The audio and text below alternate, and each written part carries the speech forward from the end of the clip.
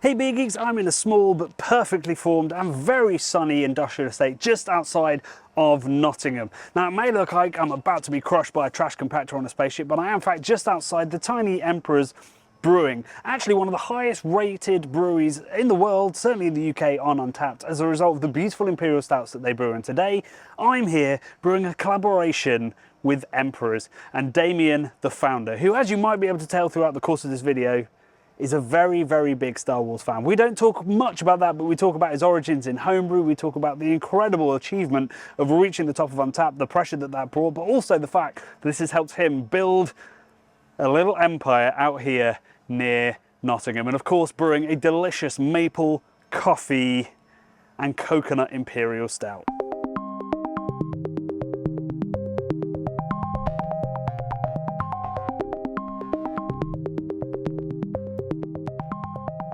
Emperors Brewing is a one-man band consisting of Damien Doherty, a joyful force of nature who's known for pushing the boundaries of Imperial Stout with huge beers that, though often adjunct-laden, are celebrated for their balance and complexity. Next to Omnipoyo, we regard Damien's beers as perhaps the best of their style in Europe, which is why we teamed up with him for our Imperial Stout collab for Love and Beer Festival. Well, that, and because we just wanted to see how these kinds of beers get made on a tiny scale. We headed to the brewery next door to Emperors called Bang the Elephant, where Damien makes his beers, to learn that the process is just about as mad as the result. Okay, so we're mashing in down at Bang the Elephant just outside of Nottingham. Nige from Bang the Elephant and Damien are mashing in right now really cautiously because they're using double the amount of oats they've ever used in an Imperial Stout before. And also we're shooting for about 1140 starting gravity. So a big, thick mash with loads of oats. The chance of a really slow runoff or just a stuck mash really high. But it's smelling amazing in here already. Rich roasted coffee, slight caramel notes on top of that really bready gorgeousness that I just live for, that mash-in smell. The glorious aroma wasn't the most remarkable thing about this mash though. Every time I thought Nige and Damien were done adding malt, they found another couple of inches to squeeze another bag in, endlessly layering base malts on top of oats on top of specialty malts, until it became abundantly apparent that this brew kit was not designed to make these kinds of beers. I seem to be the only one concerned by this though, so I kept quiet and kept rolling. With the mash and brewers having a hard-earned rest, I sat down with Damien to learn about the origin of Emperors Brewing and his views on where Imperial and Pastry Stout brewing has gone since he started in 2017. So Damien, I cannot thank you enough for doing this project with us. We've been friends on Facebook for a long time, but we've never met. We've never discussed the philosophy of brewing. No. But as we have a few more whiskey and words, that might start to happen. Today, I'm going to pour. You've given me a choice, and I'm going to go. Yeah. I'm going to go for the barrel-aged Scoundrel, which is. It's got 3 lines of descriptor, which is always a good sign. There's 4 Roses Bourbon Barrel-Aged Smoked Imperial Breakfast Stout. We'll dig into this beer and indeed the beer that we're brewing today, but I'd love to hear where Emperors came from. So I've been a home brewer for 34 years. I started at university as a student because I had no money. So I did what. So it was very much a. Yeah, it was brew what you could afford. Yeah, beer I could afford. So, got a beer kit from Boots and started brewing beer. And they were universally awful. I mean, they were dreadful. The yeast back then, I think it was baker's yeast. I don't even think it was brewer's yeast. Yep. We found that the dark beers kind of masked the horrible homebrew flavour more than anything else. So, I started brewing kind of dark beers almost first, really. But I homebrewed and homebrewed. I built myself a little homebrew kit from Graham Wheeler's How to Brew book, Camera. That was my first brewing book. So, little tubs inside each other with drilling holes in for mash tuns and things. And I did that for years. And then about, 14, 15 years ago maybe, I bought a Braumeister, 20-litre Braumeister. It was the first kind of all-in-one home brewing equipment that you could get. Yeah, I remember when it came out and being like, I want one of those. Yeah, exactly, I know, exactly that. And so I used to have a bar in my house in Loughborough. 2 hand pumps, 12 optics, fruit machine, jukebox, dartboard, big table for playing poker. Oh, so it wasn't just you installed a little bar. It was pub. a full-on pub. Oh my God. And I used to brew a beer, put it in cask, and then serve it through the hand pump. So the lads would come around, we'd play poker, and they'd serve themselves beer. So And because obviously it was just a pin cask, only 36 pints, and there was 8 or 10 of us playing cards, the beers just got stronger and stronger and darker, so that, you know, still got them drunk off the 4 pints that they were allowed to drink. So yeah, but the Emperors Brewery is a home brewery. My friend designed this logo back in like 2001 or something. So Emperors Brewery is a so the heritage of like the Star Wars thing goes right to the all start. the way back. Right. And then Emperors Brewery is a commercial brewery. I started commercially in 2017. Just doing, you know, wax dipped bottles with a little Emperor's logo on the top. And I just carried that on really. So yeah, and then getting involved with Bang the Elephant lads. The lads at Bang the Elephant, great. I brew out of their brewery now, 600-800 litre batches. We put them into barrels, as you can see, quite a lot of the time now for Emperors. And I also contract brew beer at Douglas in Gothenburg. So that's the bigger volume stuff, the stuff you can see here in cans. So that was all brewed there, including what we're about to drink, which is the... I say about to drink, I've had 3 or 4 sips. Oh, have you? Yeah, oh, right. yeah. I should get in I on dug it then. straight in. Okay, there we go. So Scoundrel was originally a commercial beer on the Braumeister. So I did Scoundrel, 20 litre Scoundrel, I think there was 50 bottles of it or something. I used to sell everything through Hoptimism, which is my mate Rob's web shop, unfortunately closed. But we used to sell it all through there, and it used to sell out very quickly. So this is a rebrew, if you like, of that recipe. Whether it was the right kind of beer to start with as the first big commercial beer, I don't know, because it is smoked. And a lot of people go, I don't like smoky beers. But I love this beer because it's kind of a throwback to an old, I wouldn't say old-fashioned Russian Imperial Stout, but what Imperial Stout used to be maybe 6, 7, 8 years ago, which is a little bit more bitter, a little bit more roasty. The body's a little bit, it's not sweet, but it's got it's got coffee in there, really good coffee. It's got maple, so a smoked malt, as I say. So I think it's, again, it's probably a bit of a throwback beer, this one. But I really like it. Definite blast from the past. Like, just the aroma of that reminded me of getting into beer in sort of 2010, 2012. You know, the first time I ever tried sort of Bourbon County and that kind of stuff, where there's big bourbon character to it. But actually, the smokiness is rounded out by the barrel, but also the smokiness rounds out the barrel as well. It's very nicely oaky and sweet. It's not a huge amount of smoked malts. It's a little bit of smoked malt, but it's not a smoked beer. I think it's still an Imperial Stout with a little bit of smoked character. That element of sort of layering flavour and balancing flavour and having sweetness and savouriness has slightly gone from the Imperial Stout kind of world. And some of the beers that you make verge on that, but I think quite a lot of them are not smoked, but more in this kind of style. I do try to make kind of Imperial Stout for everyone. So, you know, sometimes I'll make something like this. Sometimes I'll make something a bit sweet, a bit more modern, you might say, a bit sweeter. Probably less complexity, if I'm honest, because this has got a lot of complexity to it. I also do, so this Imperial Stout, this is black and blue. This is made with black currant and blueberry in there. It's what some modern stout drinkers will call thin. I don't like to use the word thin. I call it drinkable. It's kind of a drinkable Imperial Stout. So, you know, some of the modern Imperial Stouts, very, very thick, lots of flavour, very sweet. You know, you sip them. This is not a sipping beer. This is a drinking Imperial Stout. Yeah. So, you know, it's got a little bit of tartness. I'm glad you didn't say session, but it's a drinking stout. It's a drinking stout, indeed. I mean, there was a time when you started commercially, so 2017, and I remember being on those Facebook forums, and I think you literally would announce a release on, was it the UK Craft Beer Forum? Yeah. And it would be gone in minutes. Well, it was insane, really. I started when it was still homebrew. I used to go along to beer festivals and I'd bring some homebrew with me and we'd pour it and people would try it.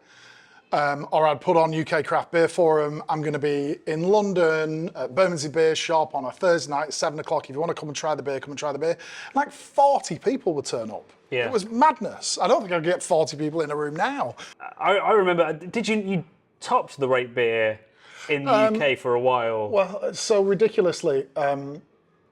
On Untapped, I think when so you need 1,000 check-ins on Untapped. And I think when I got my 1,000th check-in, I had an Untapped score of something like 4.56, and it was the top rated brewery in the world on Untapped, which is madness, you know. And I got a lot of hate mail, which was bizarre to me because I thought it was a bit of fun, and you know. Yeah. But people sending me messages saying, "You think you're the best brewery in the world?" And I'm like, I never said that. Yeah, I'm not the one rating this. Yeah, exactly. So it got a bit weird. I'm no longer the number one rated brewery in the world, I should say, or even the UK. Well, would you say that it's because you started putting more beer out into the world, or was it because the taste changed and you didn't sort of go all out? I think it's probably a bit of both, really. Right. I think that when you start brewing higher volumes, when you brew very small volumes of things, the people who drink that beer are the people who really want to get hold of it. They want to love it. They want to love it. They kind of want to show off to their mates a little bit that I've got it, haha, and you haven't. So they kind of rate it higher anyway. Yeah. But as your volume increases of any brewery, your beer goes out to all kinds of people in all kinds of countries and all kinds of places. They might not like Imperial Stout. They might not like smoke. Might not like smoke. They don't really know who you are. So, you know, the ratings drop. I mean, you see that for every brewery. There are very few. I mean, there are some, obviously, world breweries that have an Untapped rating and just keep it forever because they're just phenomenal. But most breweries will see kind of Untapped scores start very high because their volume is very low, and then as the volume increases, the Untapped score goes a bit. It's just the natural order of things. But if you're getting too wrapped up on, I never really looked at Untapped in the old days. I almost never look at it now because I think it's a pretty brutal place, Untapped. Yeah, so it'll cut you down. Try to avoid it. Yeah, but I mean, do you think you'd have got to where you are now if it weren't for that incredible start, or would you not have had the gumption to go for it? It's a really interesting question. I mean, Emperors was getting a name amongst the kind of the beer crowd, certainly, for Imperial Stouts, and so I got invited to do collaborations because for a brewery, brewing Imperial Stout, especially now with the new duty rates and things, it's actually a risk. Yeah. You know, it's a very expensive beer to brew, lots of ingredients, you know, lots of grain. It's a very expensive beer to pay duty on. If you're putting it in barrels, again, it increases the costs. And if you're not known for that style of beer, you may struggle to sell it. And so I think breweries kind of got me in to do a collab because if they put an Emperor's logo on the can, at least people knew there was some trust there. Yeah, it was an Imperial Stout. Yeah. So I got to, you know, I've brewed lots. I love a collab. I absolutely, as anyone who's knows me will tell you, I love going to other breweries, seeing what they do, talking to people. I've been really lucky to do, you know, collabs at Northern Monk, who were one of the first really big breweries to invite me over. Obviously, I've been to Omnipollo, Lervig, Amundsen. You know, so just lots and lots of opportunity to go and do some of that stuff. I guess also that there is an element of pastry stouts, Imperial Stouts are still, you know, method to changing, processes are still changing, there's still experimentation, whereas in most styles now, you know, there's not a lot to learn when you do a collab. These days, you know, I've not seen an Imperial Stout brewed in the exact way that you guys do this, where, you know, when we go to do a New England IPA one, it's like, well, I've seen all of this before. Yeah. With this one, it must be when you do a collab, you might learn something new, and you've talked about potentially changing your processes. Yeah, I think that's true. So that's part of the reason that I love Imperial Stout. You can do I think the amount of things you can do with Imperial Stout is almost limitless. And especially when you're combining it with the barrels and this, that, and the other. There's so many flavors and so many, you know, I never get bored of Imperial Stout, honestly.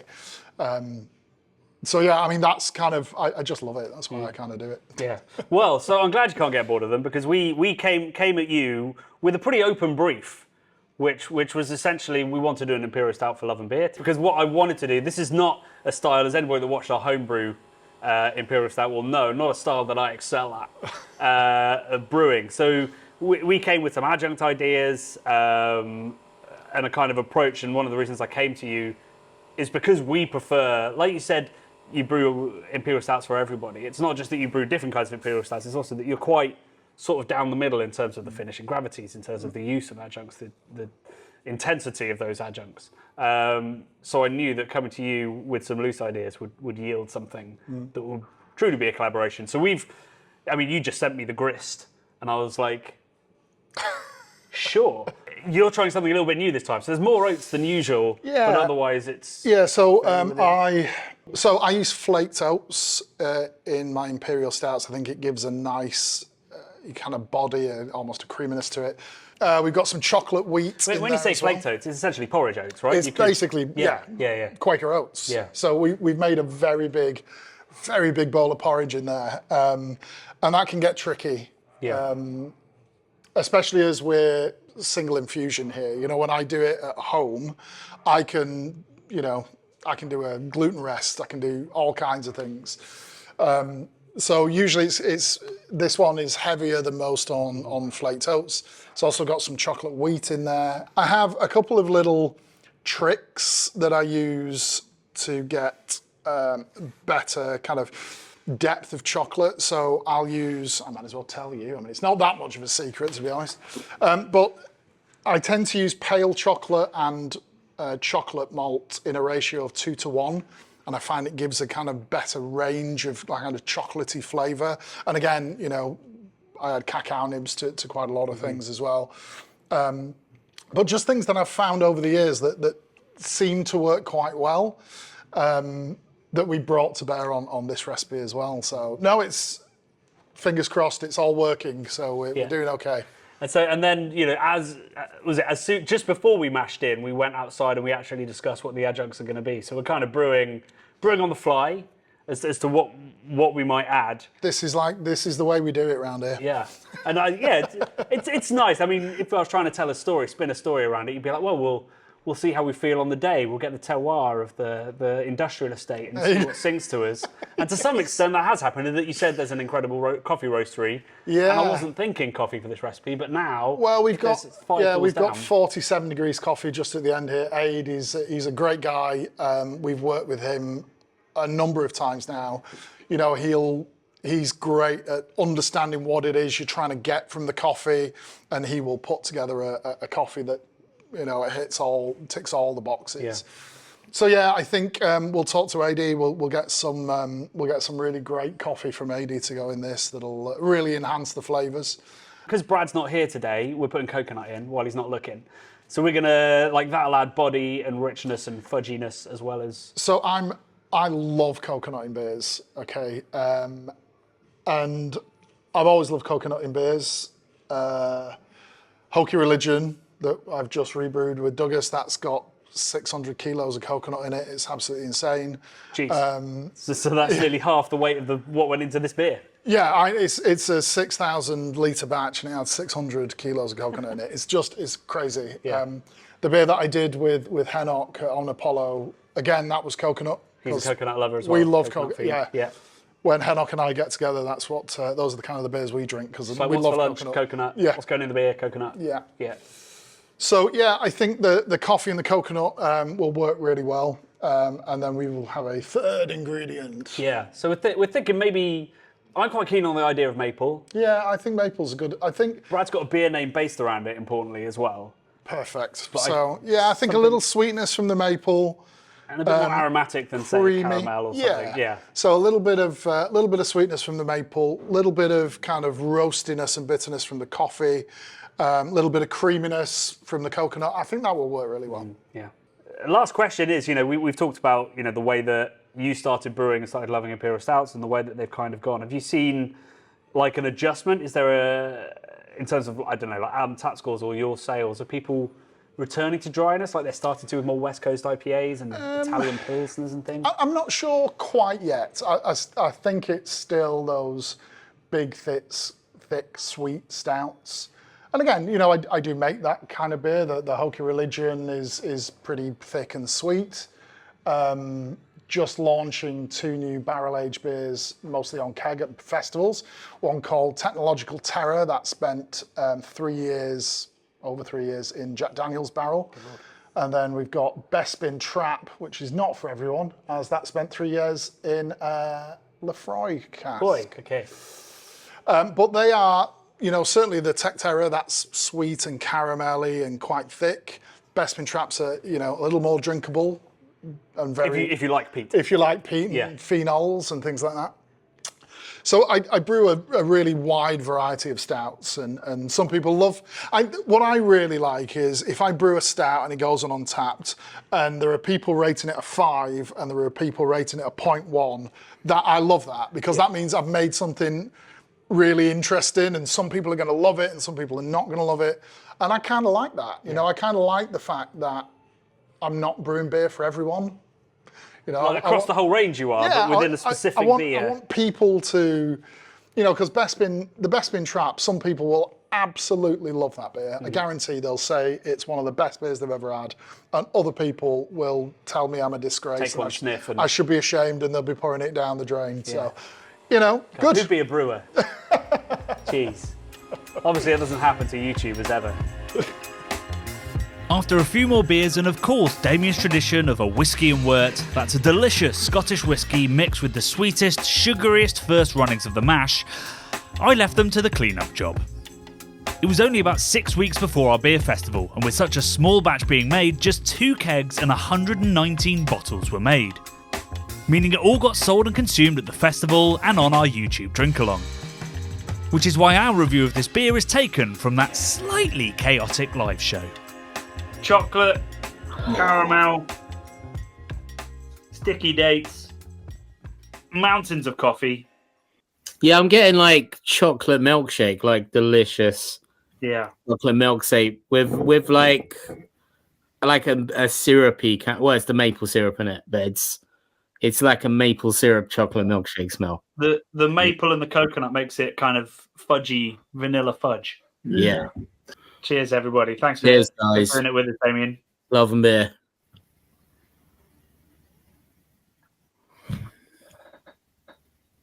Sweet, toffeed, silly, slightly mellows. You get a little bit of kind of coconut and sticky maple. And then the coffee comes in. There's loads of bitterness and roast and kind of dark chocolate and burnt toast that makes it quite... Well, it's definitely not clean. It's definitely lingering, but like... it's not overly sweet on the finish.